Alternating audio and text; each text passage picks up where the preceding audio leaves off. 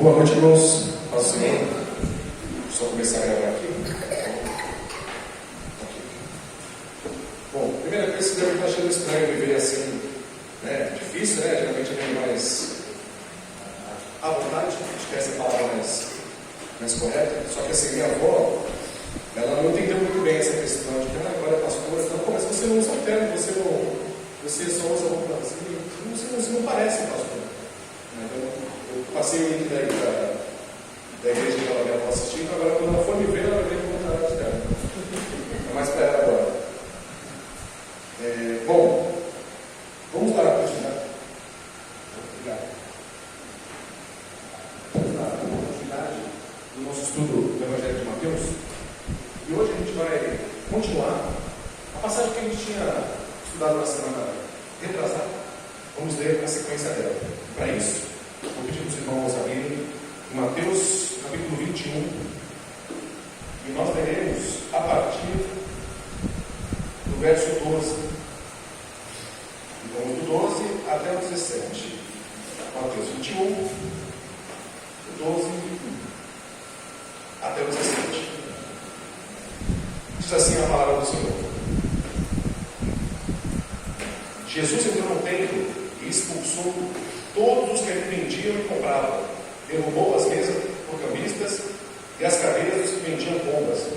E disse-lhes: está escrito, a minha casa será chamada casa de oração, mas vocês estão fazendo dela de um covil de salteadores. Cegos e coxos se aproximaram de Jesus no templo, e ele os curou. Mas quando os principais sacerdotes e os escribas viram as maravilhas que Jesus fazia, e as crianças que gritavam no templo, Hosana ao filho de Davi, ficaram indignados e perguntaram a Jesus: você está ouvindo o que estão dizendo? Jesus respondeu: sim, vocês nunca leram? De boca de pequeninos e crianças, de peito tiraste o perfeito louvor. E deixando, saiu da cidade, foi para Betânia, onde passou a noite. Vamos orar mais uma vez, irmãos? Pai, pedimos ao Senhor que o Senhor nos ilumine nessa noite, que Teu Espírito nos abra as mentes, nossos corações, para que nós consigamos entender aquilo que o Senhor tem a nos dizer, aquilo que o Senhor tem a nos ensinar e exortar com essa passagem tão importante da Tua palavra. Te agradecemos pela liberdade que temos, te agradecemos pelos privilégios que temos em ser Teus filhos, e mais que isso, Pai, por podermos dizer que somos Teus filhos. Te agradeço, Pai. Em nome de Jesus. Amém. Bom, essa é aquela passagem muito conhecida e a gente comumente chama essa passagem de purificação do templo, porque a gente entende que isso que Jesus fez foi um ato de purificação. E essa passagem estar aqui nessa parte do Evangelho de Mateus, ela não é à toa. Para o leitor, para o autor de Mateus, ele quer enfatizar que tanto a entrada triunfal de Jesus, que a gente viu há 2 semanas atrás, e a purificação do templo, elas são tão importantes quanto os milagres que Jesus fez. Elas mostram tanto o caráter divino de Jesus, quanto todos os milagres que Jesus fez. Por isso é importante que essa passagem esteja aqui, que nós entendamos ela de maneira correta. Então, vamos para o primeiro versículo, como é de costume, né? Primeiro, Jesus entrou no templo. Quando diz que Jesus entrou no templo, ele entrou na área do templo, né? O serviço no templo, o serviço dos sacerdotes que estavam no templo, exigia uma provisão do sacrifício. O que seria? Animais, madeira, óleo, tudo aquilo que a gente já viu quando a gente estudou o livro de Levítico, quando a gente estudou o Êxodo, todo o material para que se fizesse esse sacrifício, o próprio serviço do templo, os próprios sacerdotes, eles deveriam fornecer esse material, principalmente para os peregrinos vindos de longe, porque pela lei eles deveriam comprar os seus sacrifícios em Jerusalém, eles não poderiam comprar em outros lugares. Então isso era normal. Deveria existir um comércio que acontecia ali nos arredores do templo. Os animais para o sacrifício eles eram vendidos por pessoas ali da região, também pelos próprios sacerdotes, e isso aparentemente não era um problema. Isso acontecia. O problema é o que também era outro tipo de comércio que acontecia ali. Ali existiam muitos cambistas, pessoas que faziam a troca de moedas, né? Por exemplo, muitas pessoas vinham ali de fora E o templo, ele tinha a sua moeda, sua própria moeda. Dentro do templo, existia uma única moeda que era aceita ali por eles. E tinha esses cambistas que eles vinham com moedas gregas, romanas, de outros lugares. Esses cambistas faziam essa troca para que então as pessoas pudessem comprar na sua moeda. A mesma coisa, como eu vim aqui no bolsão, ali na padaria, entregar €1 ou $1 na mão do padeiro. Não vai adiantar nada. Principalmente se ele não souber o que é isso. A gente não sabe. Então é importante também isso acontecer. Tinha que ter essa troca de moedas. Mas, ao deixar essas coisas continuarem acontecendo no templo, o lugar de adoração passa a se tornar um lugar de comércio. O grande problema que Jesus percebe, que Jesus já age logo de cara, é que o templo, ele tinha uma designação, ele tinha um objetivo muito claro quando ele foi estabelecido. E aqui parece que isso se inverteu. O problema não é existir um comércio dentro do templo, porque se fosse assim, não poderia ter cantina na igreja. Aí seria um problema. Né? Mas o problema é, o templo deixou de ser um lugar cujo objetivo era glorificar a Deus e passou a ser uma feira maravilha praticamente. Esse era o problema que Jesus percebeu e agiu para que não acontecesse, para que parasse de acontecer. Jesus, nesse momento, então, decidiu agir. Outra coisa também que acontecia muito aqui era a questão da própria extorsão. Preços abusivos, né, essas trocas injustas, isso acontecia também. E isso tudo sendo aprovado e até mesmo incentivado pelos sacerdotes da época. A classe sacerdotal, aqueles líderes, os mestres da lei que cuidavam do templo, não se preocupavam com isso, porque eles também se interessavam economicamente que as coisas acontecessem dessa forma. Por isso Jesus age aqui. E a gente vê na continuidade aqui, no próprio versículo 12, foi rápido, hein? Foi mais rápido que eu. Vendiam e compravam. Expulsou todos os que ali vendiam e compravam. Derrubou as mesas dos cambistas e as cadeiras dos que vendiam bombas. Então a gente vê uma figura de Jesus aqui muito diferente do que a gente está acostumado a ver de Jesus. A gente vê Jesus sempre muito calmo, muito tranquilo, sempre respondendo às pessoas no nível das ideias, argumentos, parábolas. E aqui a gente vê um Jesus muito diferente. Um Jesus combativo, quase, que derrubou as mesas, que expulsou eles de lá. Imagina isso, vocês já viram?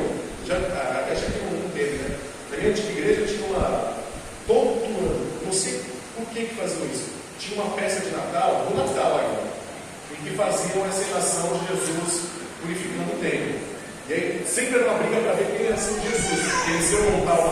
Eles montavam umas mesas falsas, e aí o cara que interpretava Jesus estava liberado, podia derrubar, quebrar, fazer. Né?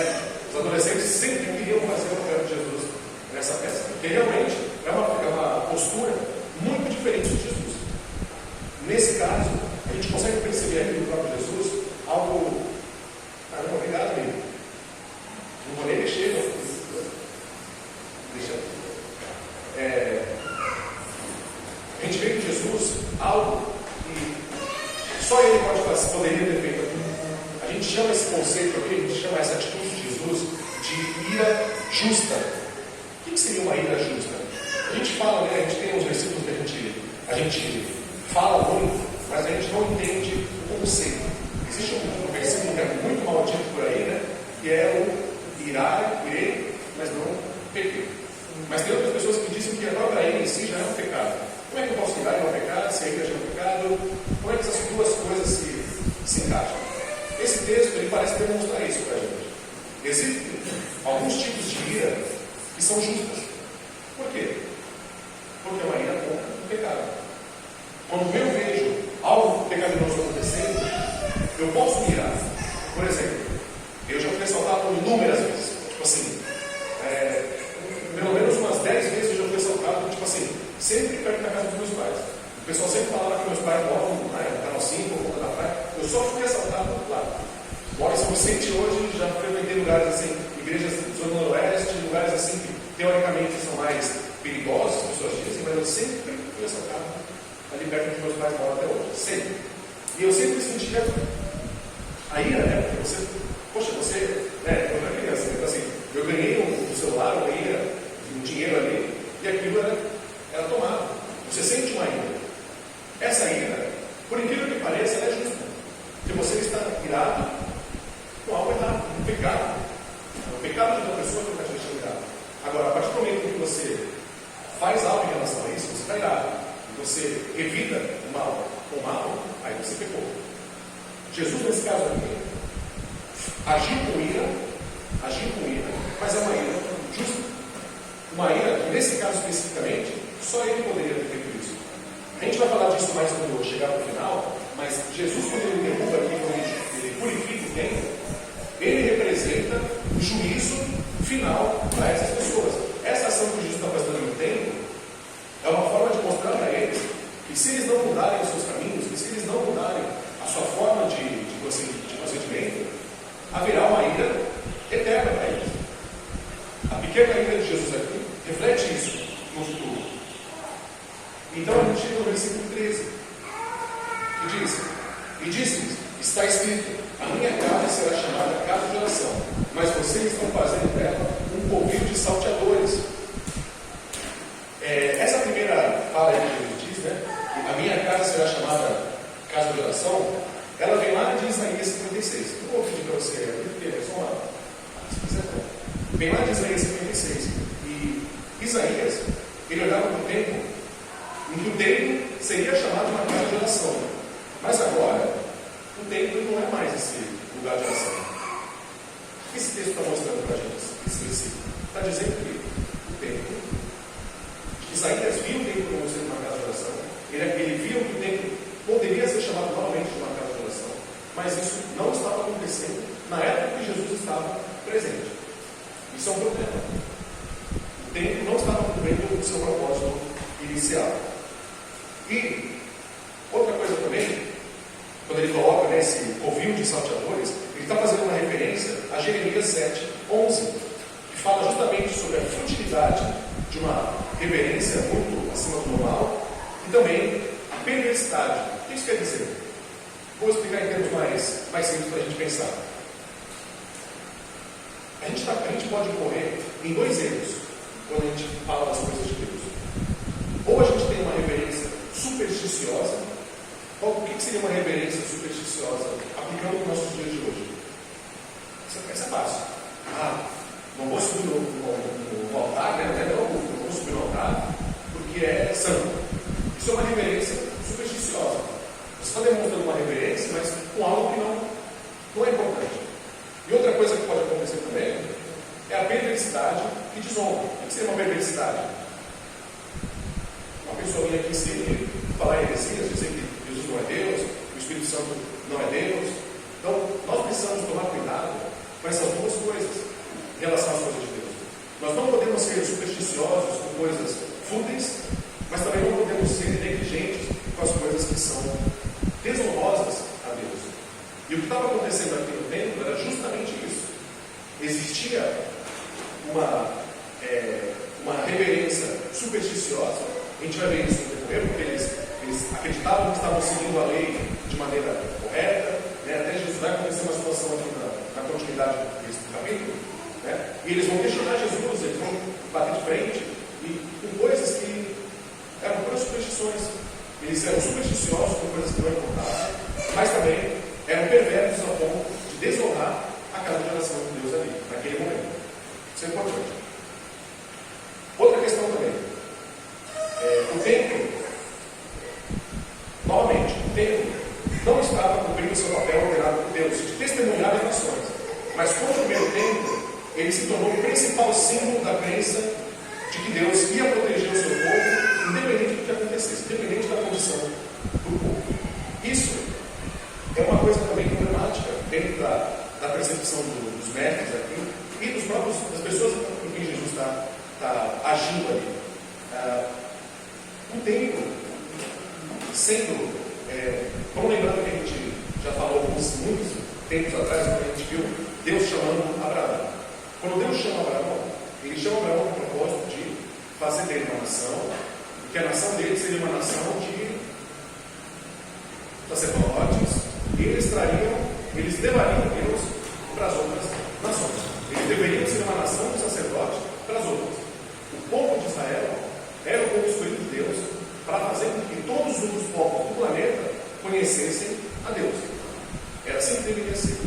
Logo, o templo, que era a casa de Deus, a habitação de Deus ali no Antigo Testamento, o templo deveria ser esse centro de demonstração da glória de Deus, do caráter de Deus, de quem Deus é, para todos aqueles que passassem pelo templo, sendo judeus ou não, deveriam, através daquele testemunho, através do culto, através da reverência, através da comunicação que eles tinham, das pregações e tudo mais, todas as nações deveriam ser abençoadas pelo templo também.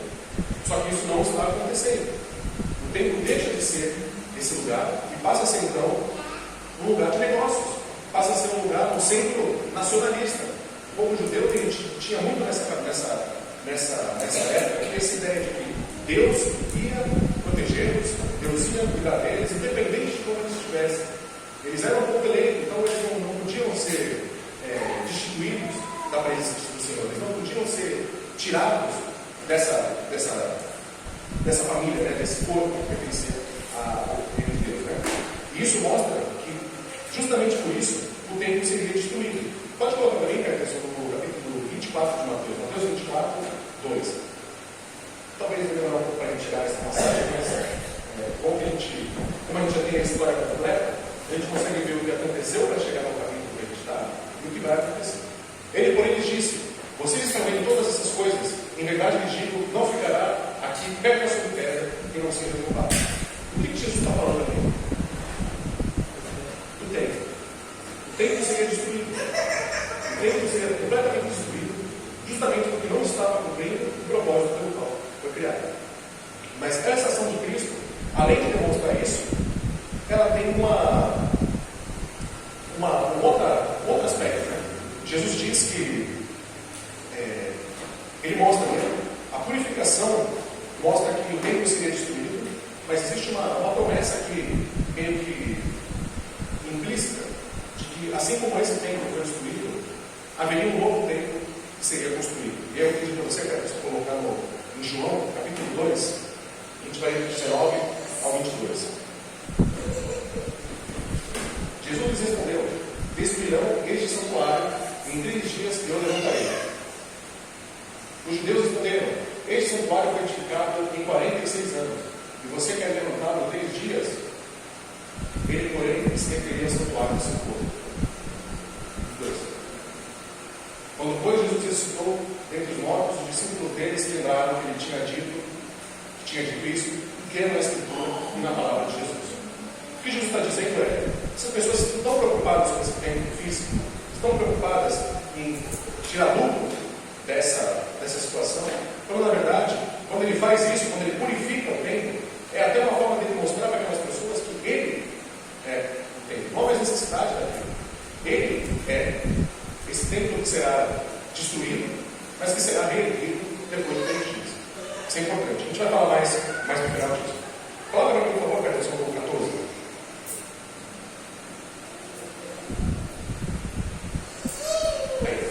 E encontrou no templo os que vendiam. Mateus 21, 14. A gente não, vou ler aqui. Diz assim: cegos e coxos se aproximaram de Jesus no templo e ele os curou. Outra coisa aqui também, esse capítulo, esse versículo é importante também para dizer que a maioria das autoridades judaicas proibia a entrada de pessoas assim. Coxa, cega, surda e muda. Essas pessoas não podiam oferecer sacrifício para o templo. Era expressamente proibido que esse tipo de pessoa não poderia estar no templo e não poderiam oferecer sacrifício. Mas Jesus cura essas pessoas, mostrando, indicando mais uma vez aquilo que ele já tinha falado lá no capítulo 12, de que aqui está aquele que é maior que o templo. Jesus faz isso, mostrando para essas pessoas que no reino de Deus isso não existe. Ele é o rei ao templo, ele pode curar quem ele quiser, ele tem o poder de exercer o domínio sobre qualquer situação. Então, ele mesmo não podia ser contaminado, e ele purifica as pessoas que entram em contato com ele. Então, essas duas ações mostram que ele é superior ao templo. Que ele purificou o templo, ele tirou ali as coisas, derrubou as mesas dos cambistas, e essa segunda ação dele de curar as pessoas dentro do templo tem como objetivo mostrar que Jesus é maior do templo. Vamos continuar, versículo 15 e 16. Vou ler o 15. Mas, quando os príncipes principais sacerdotes e os escribas viram as maravilhas que Jesus fazia e as crianças que gritavam no templo, Hosana ao filho de Davi, ficaram indignados e perguntaram a Jesus: você está ouvindo o que está dizendo? Jesus respondeu: sim, vocês nunca leram? Da boca de pequeninos e crianças de peito tiraste o perfeito louvor? Os chefes, eles demonstraram tanto indignação para aquilo que Jesus fez e também a aclamação que ele recebe, né? E Jesus, ele trabalha aqui com eles de uma maneira muito interessante, né? Todos esses supostos mestres da lei, aparentemente eles liam a lei de acordo com as suas próprias intenções. E Jesus sempre deixa isso claro quando ele coloca aqui, quando ele sempre fala: vocês nunca leram? Isso, quando ele diz isso para uma classe sacerdotal, quando ele fala isso para mestres da lei, é uma forma de até questionar o seu conhecimento nesse sentido. Porque como é que eles são mestres da lei se aparentemente eles não sabem conceitos tão simples e básicos a respeito de quem o próprio Messias seria? É importante essa frase. E continua aqui, né? Essa resposta de Jesus, ela é muito importante para essa construção, porque ela fornece uma base bíblica para permitir que as crianças continuem a louvar. Isso é importante. Jesus em nenhum momento os censura, em nenhum momento pede para que eles parem, ou de alguma forma questiona que eles são crianças, eles não entendem o que estão fazendo, eles não podem. É importante pensar nisso também. As pessoas percebem que Jesus estava dizendo muito mais, porque esses hosana que as crianças estavam declarando não eram a Deus, diretamente a Deus Pai, era Jesus. Isso, para quem estava observando, era um indicativo de que, poxa, ele está recebendo louvores que são normalmente utilizados para Deus, e ele está confirmando que é para ele mesmo. Isso reforça a sua natureza divina. Isso demonstra que ele não era um homem, ele não está, ele é Deus. De fato, ele está sendo reconhecido pelas pessoas como Deus, e ele sabe que está falando dele mesmo. Isso é muito importante também. E essa citação também confirma que muitas vezes os humildes, os simples, conseguem compreender verdades teológicas, às vezes de formas muito mais complexas do que aqueles que, assim como esses mestres da lei, supostamente deveriam conhecer mais. Se você fosse fazer um concílio, se você fosse fazer um quiz bíblico com uma criança e um mestre da lei, possivelmente o mestre da lei poderia demonstrar mais conhecimento. Mas no que se refere ao entendimento a respeito de quem é o Messias, aparentemente as crianças tinham mais maturidade nesse sentido. Aparentemente esses pequeninos, eles reconheceram Jesus. Isso é importante, isso é crucial. Provavelmente essas crianças, elas estavam quando Jesus fez a sua procissão ali, a sua entrada triunfal, podem ter ouvido o que estava sendo dito a respeito de Jesus e repetiram aquilo ali agora no templo. E isso mostra também isso, né? Que elas reconheceram e elas estavam ali louvando a Jesus Cristo com bastante humildade e sabendo que ele era o Messias, mesmo tão novos e aparentemente, né, sem nenhum conhecimento, tanto como os mestres da lei. E o último versículo diz assim: e deixando-os, saiu da cidade e foi para Betânia, onde passou. Então, Jesus chega em Jerusalém, a gente viu isso 2 semanas atrás. Existe a entrada triunfal, ele entra, o povo reconhece. Talvez de uma forma meio desesperada, que Jesus fosse alguma coisa, Jesus já chega no tempo mostrando que ele não é aquilo que eles estão esperando. Ele purifica o templo, mostrando que ele é superior ao templo físico, porque ele é o verdadeiro templo, ele é o verdadeiro lugar de habitação de Deus, o lugar onde as pessoas podem se aproximar de Deus, né? E efetuando esses milagres aqui, mostrando que ele não tem essas regras de pode cego, pode surdo, não. O templo, ele sendo autoridade, ele faz o que ele tem que ter. E agora, nós partimos para algumas aplicações que nós podemos pensar a respeito dessa passagem, que a gente consegue colocar isso na nossa vida. Né? A primeira delas é que nós devemos ser simples como as crianças. Eu sei que o texto essa não é a forma do texto, mas eu vou chegar lá. Eu estou pegando, como é um texto da palavra de Deus, esses textos são muito ricos, tem muitas coisas acontecendo. estou fazendo das aplicações vou escalando aqui as aplicações, né? A primeira delas que a gente vê aqui, devemos ter a simplicidade das crianças, reconhecendo Jesus por quem Ele é. Nós percebemos aqui no decorrer, a gente já está no capítulo 21 de Mateus.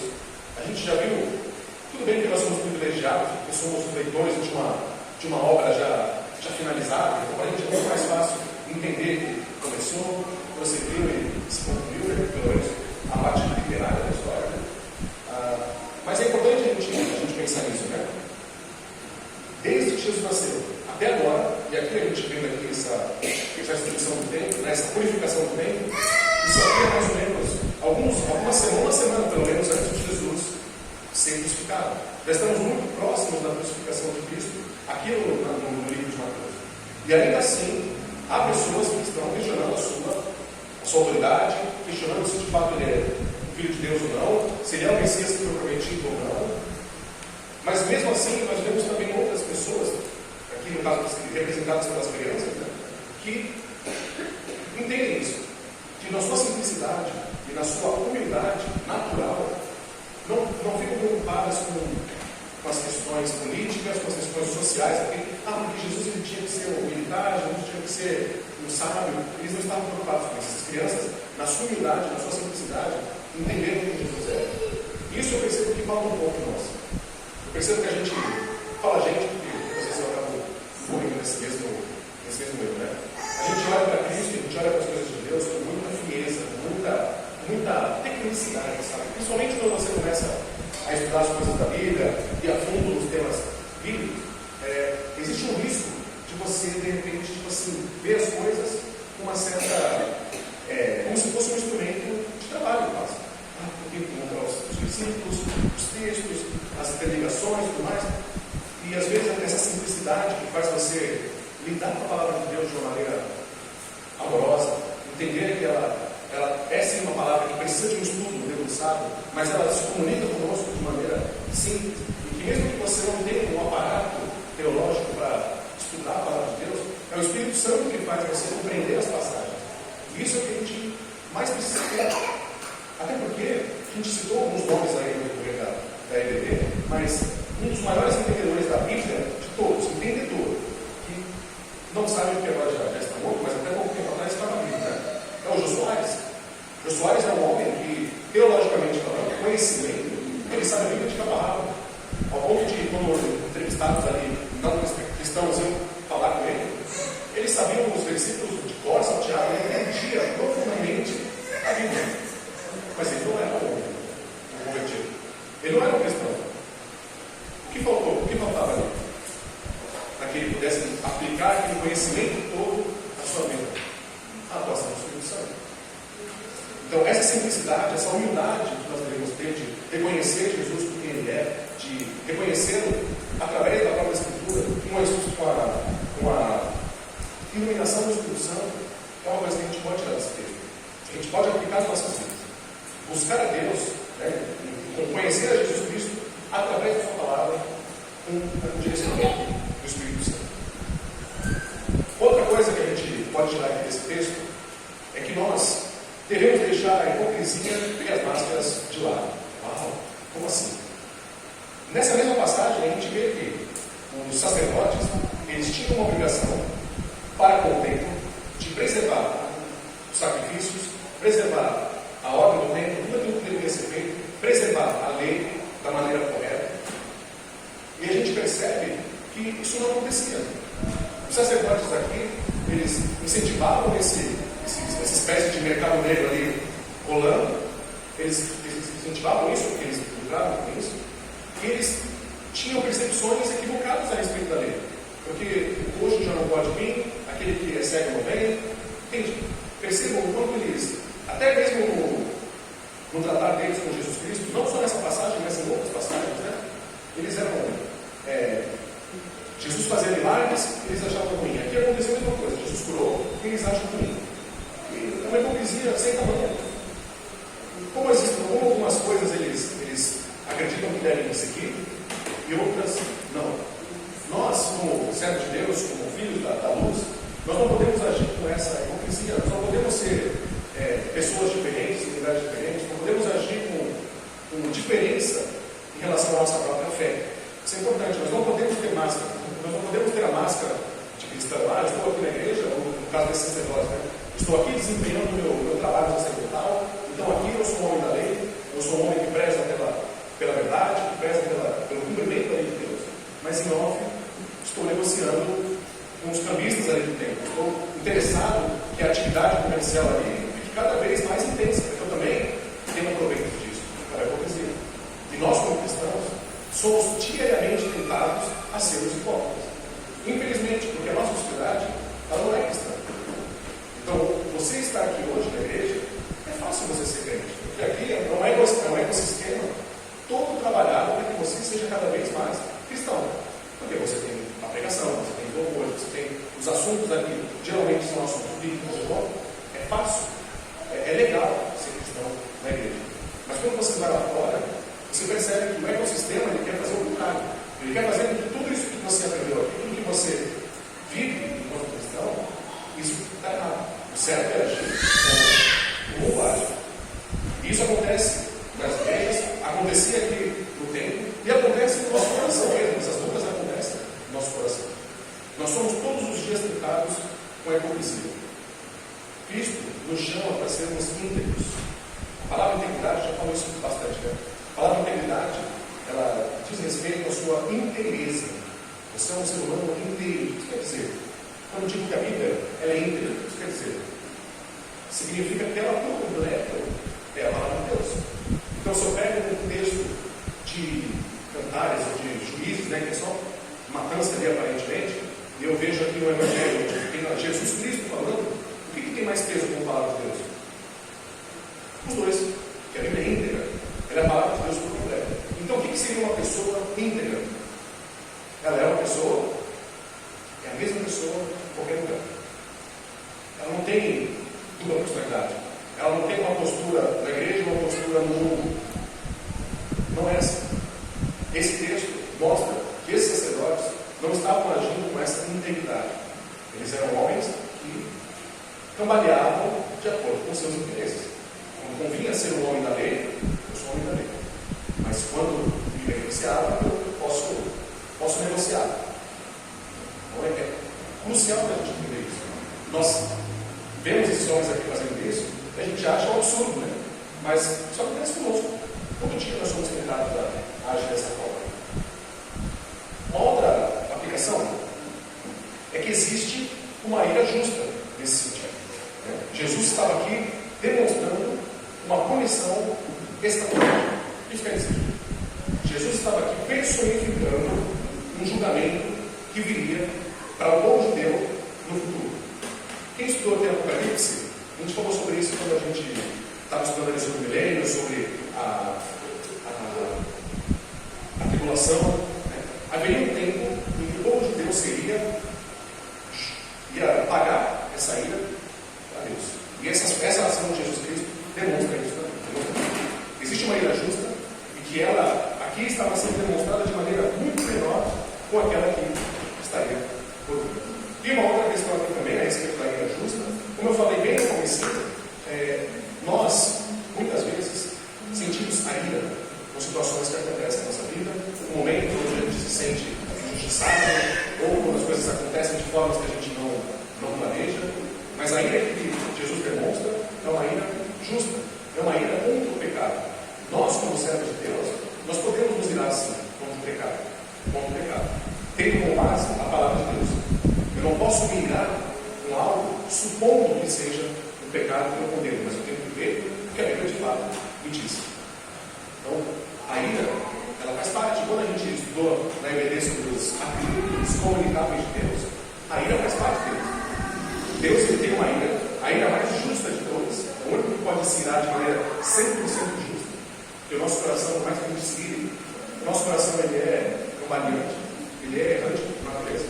A gente tem que trabalhar essa santificação para que a gente tente cada vez mais ter o nosso senso de certo e errado o mais afiado possível, mas ainda assim a gente nunca vai ter isso com perfeição. E para isso a gente precisa depender de Deus. A ira justa que demonstrada por Cristo, ela serviu para demonstrar que aquele pecado que ele estava cometendo era um pecado grave contra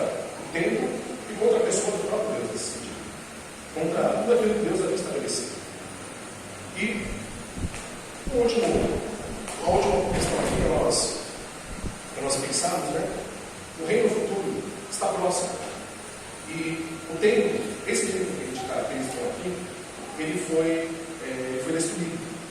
Foi destruído. A gente está falando aqui, mais ou menos aqui no ano que a gente está aqui, essa história que Jesus está acontecendo aqui, essa história se passa mais ou menos no ano 33 mesmo, no ano que Jesus morreu. Mas a gente não sabe se foi 33 ou 37, né? Porque tem aquela diferença entre se Jesus nasceu no ano 1 ou se nasceu depois, mas enfim, a gente está aqui pelo ano 33 a 37, né? O ano que Jesus morreu aqui.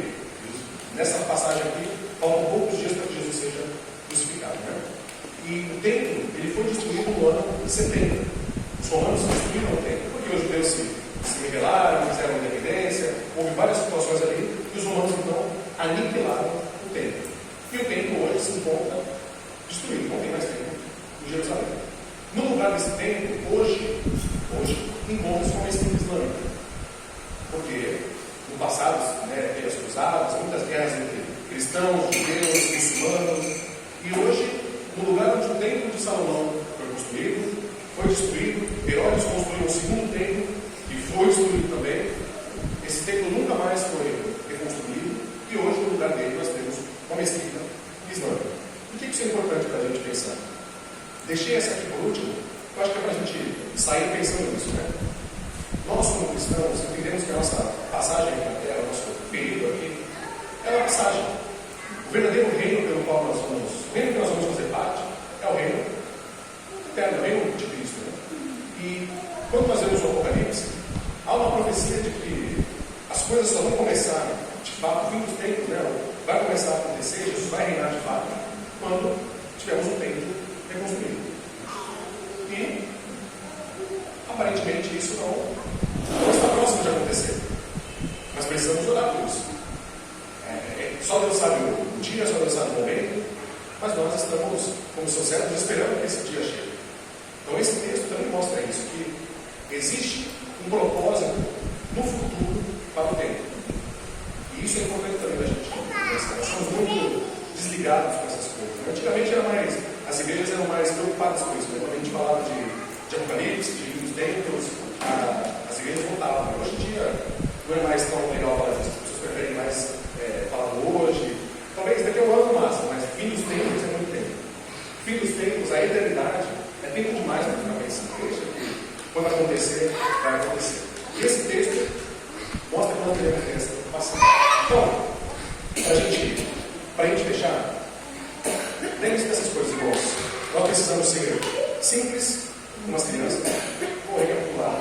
Nós precisamos ser simples como as crianças, reconhecendo Jesus por aquilo que Ele é de fato.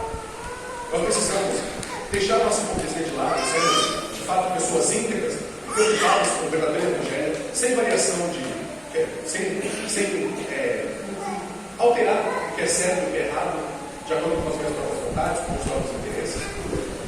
Existe uma ira justa, e nós, como cristãos, podemos nos irar contra o pecado, podemos nos irar contra a injustiça que há no mundo, desde que pautados e respaldados pela palavra de Deus. E 4, existe um reino futuro. Esse reino futuro está próximo, e nós, como cristãos, devemos ansiar por ele. Nós não devemos ter medo do porvir. Devemos ansiar para que ele chegue, para que logo nos encontremos e a gente esteja debaixo da mão do verdadeiro Rei, Jesus Cristo. E nós temos sempre.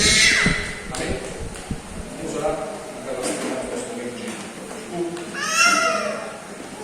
Senhor Deus, amado Pai, graças te damos por tudo que o Senhor tem feito conosco, tudo que o Senhor fez e faz nas nossas vidas, por aquilo que o Senhor tem desempenhado para a nossa nação, nossas vidas particulares. Te agradecemos, Pai, porque em meio a tantos problemas, a tantas crises, em meio a tantas divisões, a Tua palavra é aquilo que nos olha.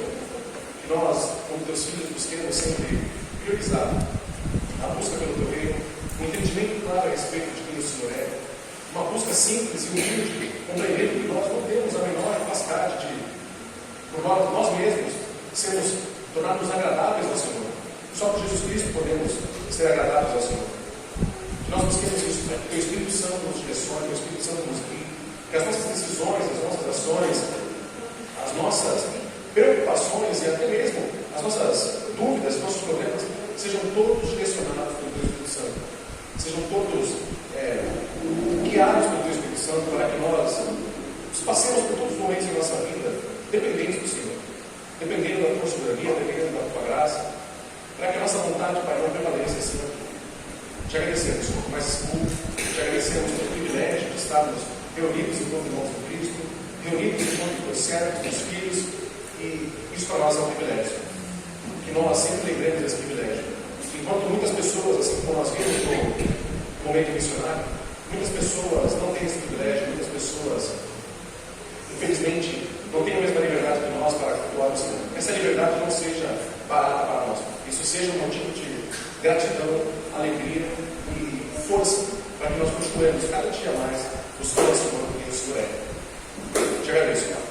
Que a graça do nosso Senhor e Salvador Jesus Cristo, que o amor de Cristo esteja conosco e que as consolações do Espírito Santo estejam conosco, com todos os cristãos